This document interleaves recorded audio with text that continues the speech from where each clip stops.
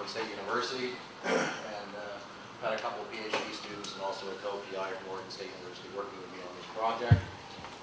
Really focusing on carrying capacity issues, social carrying capacity, facility carrying capacity issues, and also management, other issues such as conflict and satisfaction of users, different marine protected area, beach areas, a whole lot of talk about it more.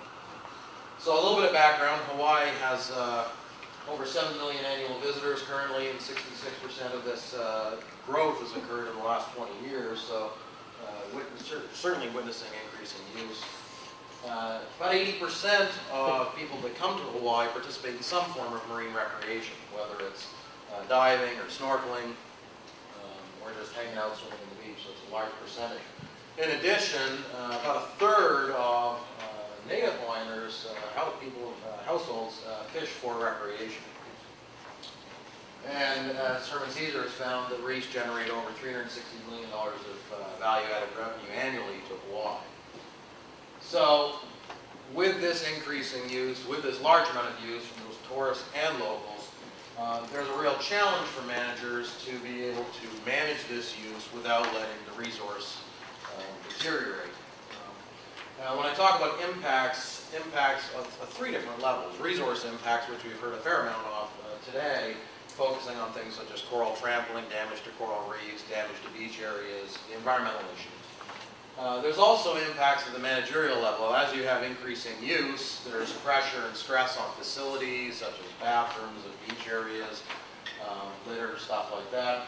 And also impacts at a social level. With more and more users, you run into issues such as conflict between and within activity groups, crowding issues, obviously, and that spurred a lot of the recent management activity on the bay. So, the impetus behind this project is to look at the managerial and social issues and to really ask the public what they feel are the current problems and how to deal with these issues. Because without public input, without constituent input, any actions that managers do take can be ineffective without public support and also create some backlash if the public doesn't support what managers are doing. So the main objectives of this study are to use social science techniques and tools. My background is social psychology. I've got 2 degrees in social psychology and statistics, so they marry quite nicely with this project. So use social science to examine issues relating to carrying capacity indicators. And for those of you that attended my presentation back in January, I went into a bit more background as to what is recreation carrying capacity, how to measure it, and how to deal with it. But really, when we talk about carrying capacity, recreation and tourism researchers have found that it's impossible to set or find a single number that represents the holy grail number of carrying capacity for a specific area, because there are multiple types of carrying capacity. There's social carrying capacity, how much use is too much from a visitor's, from a local's perspective.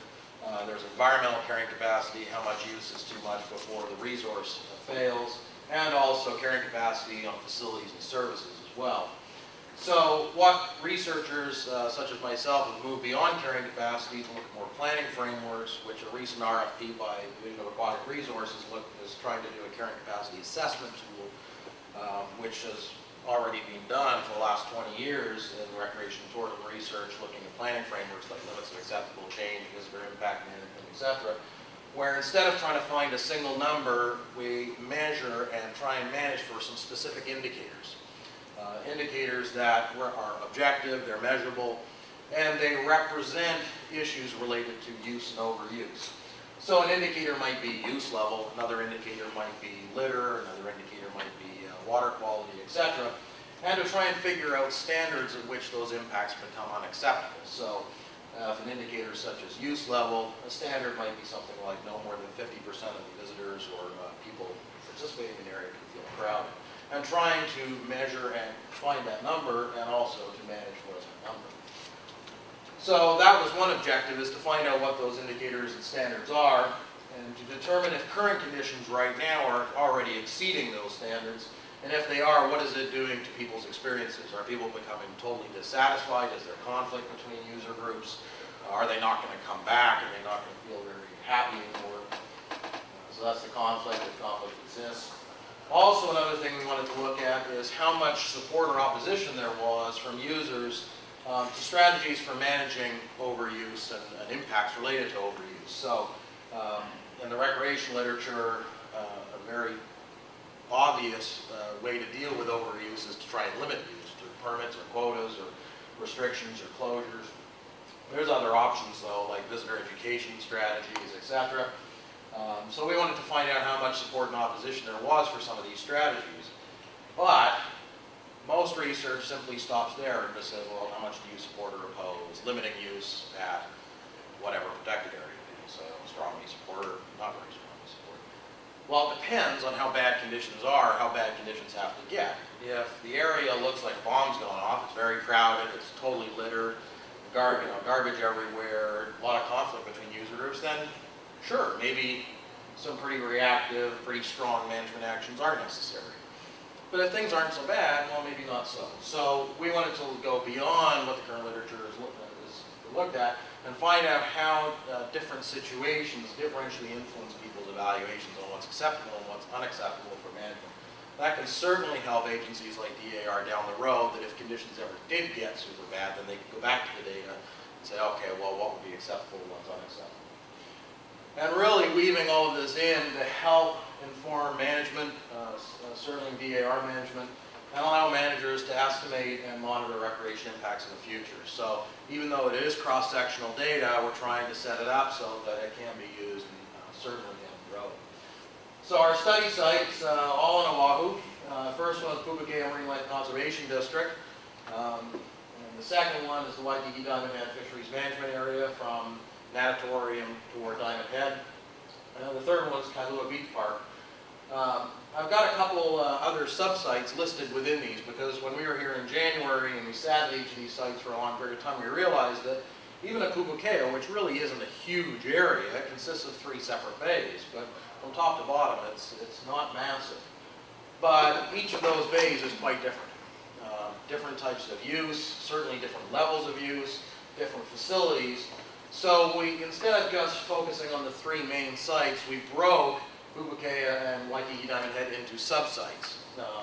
And so we have 3 sub-sites at Pupuakea: Waimea Bay, 3 Tables, and Sharks Cove; Waikiki Diamond Head, Sanssouci, Kaimana, which is right near the Natatorium, and then down the far end, the eastern end, Diamond Head Beach Park. Most of the area between that is private property or very limited beach. So our methods were to administer questionnaires on site, site-specific questionnaires, and you each should have versions of the questionnaire, I think, for Kailua.